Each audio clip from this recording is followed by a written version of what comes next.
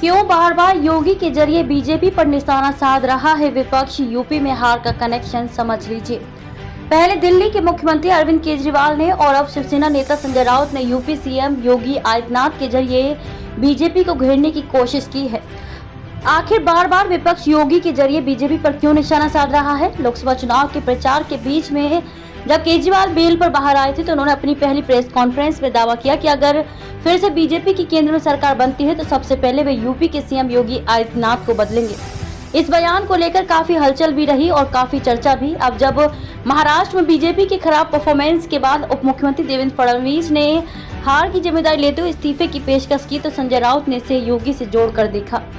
आदित्यनाथ पर दबाव बनाने की कोशिश। राउत ने कहा कि देवेंद्र फडणवीस के बहाने योगी आदित्यनाथ पर दबाव बनाने की कोशिश की जा रही है। बार बार विपक्ष योगी का नाम लेता है तो इसके पीछे वजह भी है।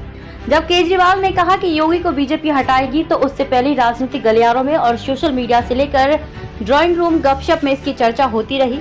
ये चर्चा यूपी के कुछ बड़े नेताओं के अलग अलग बयान के बाद शुरू हुई। ये भी चर्चा होती रही कि चुनाव के बाद योगी को बदला जाएगा और चुनाव से पहले भी योगी और बीजेपी के दिल्ली नेताओं के बीच सब कुछ ठीक न होने की खबरें आती रही। यूपी में हार की जिम्मेदारी किसकी? ये चर्चा बार बार इसलिए जोर पकड़ रही है क्योंकि बीजेपी में मोदी के बाद कौन, इसे लेकर कयासबाजी भी और जोर आजमाइश भी दोनों चल रही है। अमित शाह के समर्थक उन्हें सबसे बड़ा दावेदार के तौर पर देखते हैं तो योगी के समर्थक योगी को प्रबल दावेदार मानते हैं। लोकसभा चुनाव नतीजों के बाद ये जंग और तेज हुई है। खासकर मोदी और योगी समर्थक सोशल मीडिया पर भी यूपी में हार की जिम्मेदारी एक दूसरे पर डालते दिखाई दे रहे हैं। यूपी में बीजेपी को तगड़ा झटका लगा है। जहां अमित शाह के समर्थकों का कहना है कि योगी की वजह से यूपी में हार हुई, वहीं योगी के समर्थक खुलेआम अमित शाह के दखल को जिम्मेदार बता रहे हैं। हालांकि पार्टी के किसी पदाधिकारी ने इस पर कोई बयान नहीं दिया है, लेकिन राजनीति में बयान से ज्यादा माहौल कहानी कहता है।